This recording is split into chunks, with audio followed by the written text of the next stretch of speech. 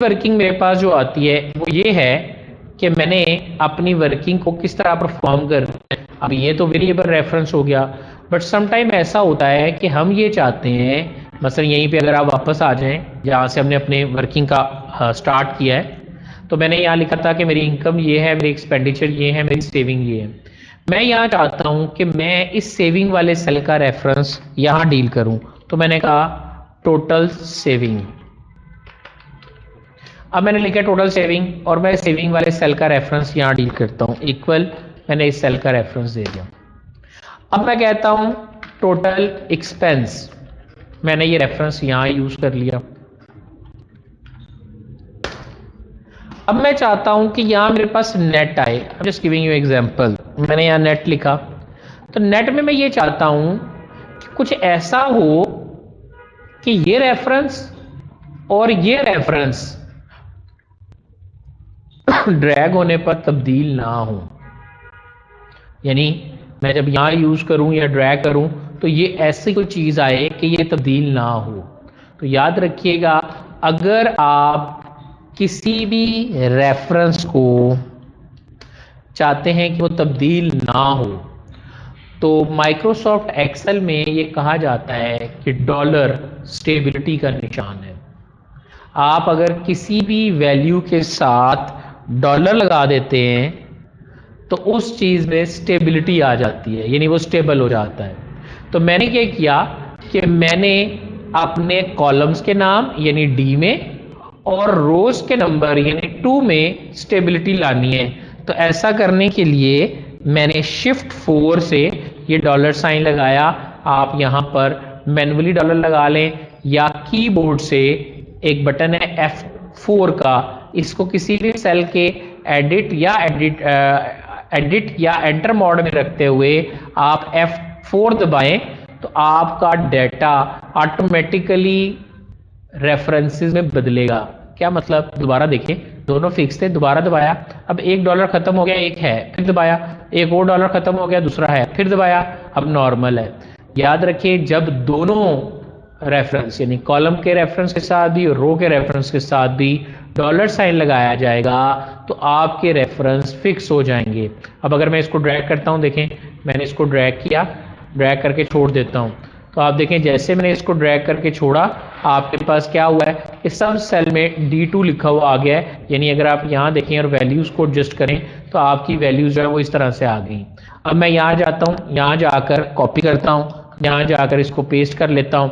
अब अगर आप किसी भी रेफरेंस को कॉपी पेस्ट भी करते हैं तो भी आपका रेफरेंस जो है देखें वो चेंज नहीं हुआ, उसने सेम वैल्यू जो है मुझे रिटर्न की। तो हमने डिफाइन कर लेते हैं कि अगर कोई भी रेफरेंस रो में ड्रैग करने पर या कॉलम में ड्रैग करने पर अपनी वैल्यू को तब्दील नहीं करता तो ऐसे रेफरेंसेस आपके फिक्स रेफरेंसेस या एब्सोल्यूट या एग्जैक्ट रेफरेंस, स्टैटिक रेफरेंसेस के तौर पर जो है वो काउंट किए जाते हैं। तो ये आपका स्टैटिक रेफरेंस बन गया, आप इसे कॉपी करके जहां मर्जी पेस्ट करें, कोई रो कोई कॉलम का क्राइटेरिया नहीं है, बिकॉज रो और column each and everything will be blocked, हर चीज फिक्स्ड है। तो आपके जो रेफरेंसेस हैं वो आपके पास इस तरह से आपको नजर आ जाते हैं, आप इसे कॉपी करके किसी भी जगह पर लेकर जा सकते हैं। एक्सेल में रेफरेंस तो दोनों डील हो गए, लेकिन अभी यहाँ पर थोड़ा सा मसला ये है कि मैंने फिक्स भी कह दिया और वेरिएबल भी कह दिया, लेकिन अभी मसला ये है कि मैं ये चाहता हूँ कि एक चीज फिक्स हो दूसरी ना हो। तो अगर आप 2 से पहले लगा हुआ डॉलर मिटा देंगे और फिर इसको ड्रैग करें, देखें जब मैं रो में ड्रैग करता हूँ तो 2 का तो ताल्लुक ही कोई नहीं है, 2 तो वही रहता था। तो जब मैंने छोड़ा तो देखें सब में डॉलर D2 ही नजर आया। अगर मैं इसको कॉलम में ड्रैग करता हूं, अब देखिए कि $D2 अब 2 तब्दील हो गया है, 3 4 5 6 7 एंड 8 9। तो इसका मतलब ये हुआ कि जब किसी रेफरेंस में कॉलम से पहले या रो से पहले डॉलर नहीं लगा होगा तो उससे हम कह सकते हैं कि ये आपके पास पार्शियल फिक्स है। यानी अब अगर मैं इसको ड्रैग करता हूं तो आपके पास पार्शियल यानी कुछ चीजें फिक्स हैं, कुछ चेंज हो रही हैं। यही वजह है कि इस साइड पे तो आपको नजर नहीं आ रहा, लेकिन जब आप कॉलम में ड्रैग करते हैं तो आप देख सकते हैं। बट अगर यही काम मैं इसके बरक्स करूं कि मैं यहां डॉलर साइन लगाकर डी से पहले का डॉलर मिटा दूं, अब मैं इसको ड्रैग करता हूं तो आप देखेंगे कि जब आप 2 से पहले डॉलर लगाने के बाद उसको ड्रैग करते हैं तो आपका टू जो है वो अपनी जगह से तब्दील नहीं हुआ, जबकि डी जो है वो तब्दील होकर ई एफ जी एच में तब्दील हो गया। याद रखिए दैट वाज वेरी इंपॉर्टेंट कि कब किस रेफरेंस की वैल्यू क्या आएगी। मैं यहाँ से इनको डिलीट करके अपने नॉर्मल डाटा पे वापस आ जाता हूँ। I just go to delete, मैंने सब कुछ डिलीट कर दिया। I just have this.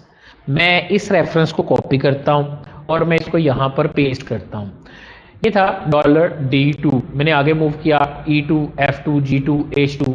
जब मैं नीचे जाऊंगा तो 2 ने चेंज नहीं होना क्योंकि 2 से पहले डॉलर लगा हुआ है, वो $2 ही आ जाएगा, $2, $2, $2 and when I go with the paste so you will see कि मेरे पास $2 जो है वो मेरे पास इस तरह से अवेलेबल हो गया। यानी जब किसी भी रेफरेंस में रो से पहले या कॉलम से पहले डॉलर लगा होगा तो आपका वो रेफरेंस जो है वो आपके पास क्या हो जाएगा, वो रेफरेंस आपका तब्दील हो जाएगा। अगर आपसे पहले डॉलर नहीं लगा तो तब्दील हो जाएगा, अगर डॉलर लगा हुआ है तो वो तब्दील नहीं होगा। तो यहाँ तक अगर कोई बात पूछने वाली है तो आप पूछ सकते हैं। थोड़ा सा मजीद इसके ऊपर बात करते हैं। मैं इस रेफरेंस को कॉपी करता हूँ और कॉपी करने के बाद मैं इसको यहाँ पेस्ट कर देता हूँ। अब चले पहले यहाँ पेस्ट करते हैं। अगर आप इसको यहाँ पेस्ट करते हैं तो 2 ने तो तब्दील नहीं होना, जब मैंने पेस्ट किया तो $2 आ गया। अब अगर मैं इसको यहाँ पेस्ट करता हूँ तो देखें फिर क्या होता है। अब पहले तो आ गया था $2, अब ये आपके पास आ गया एरर। अब इसका मतलब ये है, एरर पढ़ते क्या है, कहता है मूविंग और deleting cell caused an invalid cell reference। अब आप इसे कह सकते हैं कि यहाँ एरर क्या है कि आपका जो रेफरेंस रिटर्न हो रहा है वो एक इनवैलिड रेफरेंस है। तो ये भी एक रेफरेंस की लोग कहते हैं कि काइंड है कि इनवैलिड रेफरेंस अब आपके पास आएगा। याद रखिएगा अगर मैं यहाँ पर इसका डॉलर ख़त्म कर देता हूँ और इसको कॉलम में ड्रैग करता हूँ और इसको रो में ड्रैग करता हूँ और मेरे पास समथिंग लाइक दिस, ये कुछ इस तरह से आया है। अब अगर आप इस रेफरेंस को कॉपी करने के बाद किसी ऐसी जगह पेस्ट करते हैं जहां 2 खत्म हो जाए या जहां पर D खत्म हो जाए तो this will cause an invalid reference, आपको ये इनवैलिड रेफरेंस के तौर पर नजर आएगा। नाउ द क्वेश्चन इज कि इनवैलिड रेफरेंस तो चले मुझे समझ आ गई कि मैं ये खत्म कर देता हूं तो ये खत्म हो जाएगा, क्या कोई और रेफरेंस का एरर भी हो सकता है? जरा देखिएगा, मैंने अभी यहाँ पे आपको जाके कहा था कि इन वैल्यूज को जमा करें। ठीक है, जब मैंने कहा इन वैल्यूज को जमा करें तो गलती से H5 की बजाय मैंने यहाँ पर लिख दिया J5। यानी जिस सेल में मैं फार्मूला लिख रहा था मैंने उसी सेल का रेफरेंस यहां पर यूज कर लिया। अब जब मैं एंटर करता हूं ना तो मेरे पास एरर आ गया है। याद रखिएगा पिछले केस के अंदर तो चले मैसेज आ गया था, यहां पर उसने एरर बॉक्स दे दिया है। एरर बॉक्स में उसने क्या कहा है, कहता देयर आर वन और मोर सर्कुलर रेफरेंस। तो सर्कुलर रेफरेंस क्या हुआ कि जब किसी फार्मूले में आप उसी सेल का रेफरेंस यूज कर लें जिस सेल के लिए फार्मूला लिखा जा रहा है तो एक्सेल को क्या करना पड़ेगा, वो देखेगा F5 में क्या है, वो तो उसको मिल गया 500। लेकिन जैसे ही उसने J5 में जाके देखने की कोशिश की तो J5 में भी फार्मूला लिखा जा रहा था, वो ट्राई करता गया, अपने आप को चेक करता गया, क्योंकि फार्मूला भी इसी सेल में है, कैलकुलेशन भी इसी सेल में हो रही है, तो उसको इस सेल का रेफरेंस जो है वो नहीं मिल रहा, उसकी वैल्यू नहीं मिल रही, प्रॉपर रेफरेंस रिटर्न नहीं हो रहा।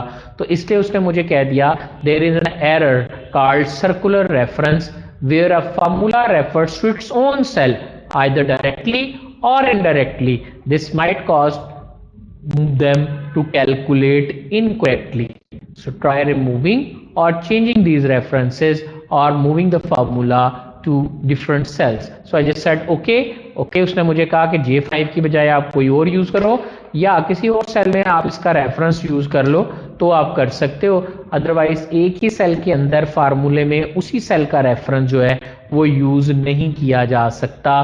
तो आपके पास ये इस तरह से वैल्यू जो है आपके पास रिटर्न हो जाती है। तो इनवैलिड रेफरेंस क्या होता है, सर्कुलर रेफरेंस क्या होता है, वेरिएबल रेफरेंस क्या है, फिक्स रेफरेंस क्या है और किस तरह से हम पार्शियल एब्सोलूट या पार्शियल रिलेटिव रेफरेंसेस जो हैं वो यूज़ करते हैं कि कुछ फिक्स कर लें, कुछ को ना करें। तो ये तमाम चीज़ें अब आप कर सकते हैं। मैं उम्मीद करता हूँ रेफरेंस से रिलेटेड आइडिया आप सबको हो गया होगा। यहाँ तक अगर कोई क्वेश्चन पूछने वाला है तो पूछ सकते हैं।